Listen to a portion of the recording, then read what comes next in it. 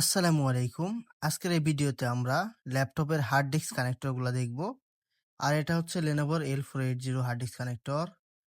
এটা হচ্ছে ডেলের একটি হার্ড ডিস্ক কানেক্টর।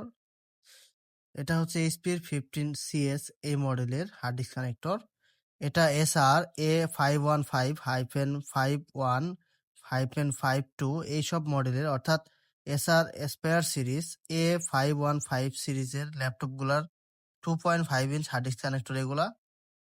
এটা হচ্ছে এইচপি প্যাভিলিয়ন সিরিজ 15C এই মডেলের। এটা হচ্ছে ডেলের একটি hard disk connector Dell 5000 series 5567 মডেলের।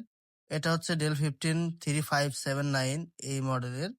এগুলা হচ্ছে লেনোভোর হার্ড ডিস্ক কানেক্টর। এটা মডেল T580।